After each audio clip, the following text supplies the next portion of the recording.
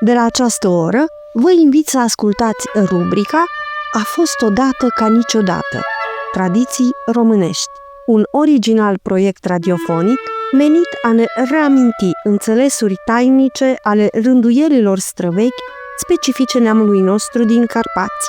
Proiectul îl are drept protagonist pe etnologul ieșean Marcel Lutic, autorul cărții Timpul Sacru, sărbătorile de altădată. Audiție plăcută! Bine v-am regăsit, dragi ascultători! Deși astăzi e ziua Sfântului Toader Tiron, sfânt care are două date de prăznuire, prima fiind astăzi, a doua variind în funcție de Paști, prăznuită în prima sâmbătă din prima săptămână a Postului Mare, noi vom evoca în minutele următoare felul minunat în care țăranul român s-a ocupat de educația odraslelor sale. Ghid înțelept ne va fi sociologul român Eugen de Neculau, cel care ne-a lăsat moștenire un impresionant manuscris privitor la viața satelor din Moldova de Nord. Se împlinește abia un secol și jumătate de când a luat ființă școala primară oficială, creație a statului. Nimeni nu contestă rolul și importanța acesteia, dar ea nu poate elimina străvechea școală a părinților. Cât va exista familia ca unitate socială de bază pentru societatea românească, școala părinților va dăinui în mod firesc ca strict necesară. Țăranul a folosit în opera sa educativă cu un instinct didactic ancestral oarecare principii și anumite procedee practice. Înainte de toate, omul de sat era convins de necesitatea educației. Acest adevăr e ilustrat în proverbe și zicale precum: pământul bun cere puțină apă, dar tot cere. Ca să dea rod, pomul trebuie curățit de uscături și de omizi, nu să-l tai din rădăcină. Mlădița strâmbă se îndreaptă de tânără. Pe locul nesemănat năpădesc buruienile. Apoi țăranul român crede în puterea eredității. Cum e sacul, așa e și petecul. Surcica nu sare departe de trunchi. Uneori capeți fân bun din iarbă proastă. Tot așa crede și în influența mediului. Spune-mi cu cine te aduni ca să-ți spun cine ești. Merele rele strică și pe cele bune, iar brânza de capră pe cea de oaie. Țăranul nu se îndoiește de posibilitatea educației. Tot învățul are și dezvăț. Din măceș iese trandafirul. La baza sistemului său de educație, omul de sat a pus iubirea, discretă și reținută. Dacă soarele ar încălzi prea de aproape, ar dogorâ și ar provoca vătămări. Când copilul simte că e alintat și răsfățat, devine tiran și abuziv. După constatarea țăranului, copilul e mai rău ca porcul. Dacă din slăbiciune i s-a îngăduit o necuvință, el se crede îndreptățit să săvârșească și altele.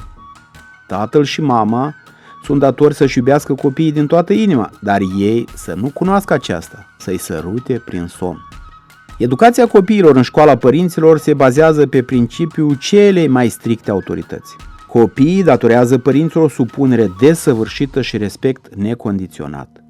În trecut erau reguli ce se păstrau cu grijă. Dimineața, după ce se spală și se închină, copilul sărută mâna mamei și tatei, tot așa după ce se scoală de la masă.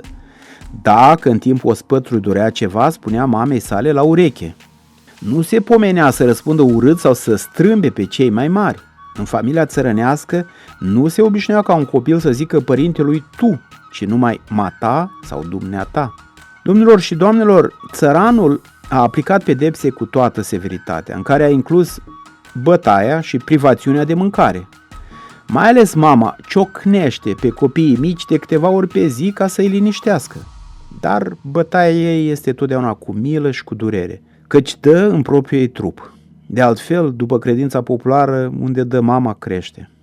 În tradiția satului sunt norme și pentru cazurile când părinții au comportări greșite față de copii. Dacă tatăl vrea să bată un flăcău, acesta din urmă are datoria să fugă din fața lui. Dacă îl ajunge, fiul are dreptul să-l pună la pământ și apoi să se ascundă. Pe mamă, copilul de la cel mai mic până la cel mai mare nu are dreptul să o atingă nici măcar cu un deget. Trebuie să se lase bătut de ea.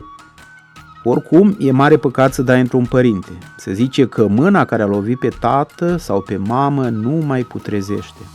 În familia țărănească există și între copii o ierarhie strictă după vârstă. Cei mai mici datoresc supunere și ascultare celor mai mari. Chiar dacă diferența de vârstă e numai de 1 an, un frate mai mare e bădia sau bădița, iar o soră este lița, lelița sau țața. Familia de sat are temeliile așezate pe iubire, așa după cum am spus. Se iubesc soții între ei, soții și copiii, apoi copiii între ei. Dragostea tuturor se manifestă în bună înțelegere și în ajutor reciproc. Afecțiunea se arată și în întrebuințarea diminutivelor pentru numele de persoane.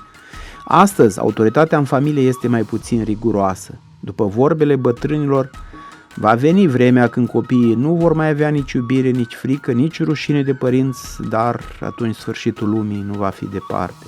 Un principiu fundamental în școala părinților este munca. Munca grea și continuă, pe care o implică profesiunea de agricultor și gospodar. Munca aduce vigoare fizică și morală, avere materială și bună reputație. Din copilărie fragedă și până se căsătorește copilul țăranului, băiat sau fată, muncește în gospodăria părintească cu credință desăvârșită. În economia familială, copilul este factor de producție.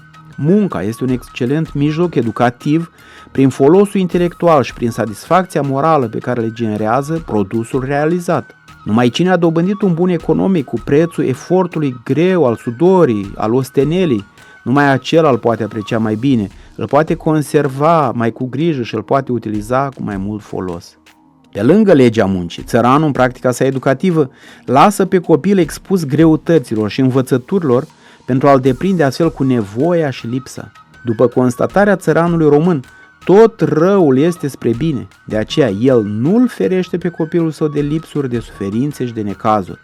În lupta grea cu viața, omul de sat se formează muncitor, cinstit, sobru, auster. În școala familiei, munca și nevoia sunt temeiurile învățăturii. În practica sa educativă, țăranul nu ascunde copiilor realitatea. În fața lor, soții se ceartă, se insultă, critică pe vecini și cunoscuți, se plâng de autoritățile comunale, se jăluiesc de multele necazuri zilnice, discută situațiile și evenimentele zilei. Copiii văd și ascultă toate acestea și le înțeleg bine sau rău. Oricum, ei fac cunoștință cu adevărata viață, cu realitatea. Dragi prieteni, acestea sunt, în esență, cadrele de bază ale educației rurale de pe vremuri. Tuturor acelora care au încredințarea că aparțin unui neam binecuvântat de Dumnezeu, care simt și trăiesc în spiritul valorilor românești oriunde în lumea aceasta, le doresc sănătate, tihnă și spor. Doamne ajută!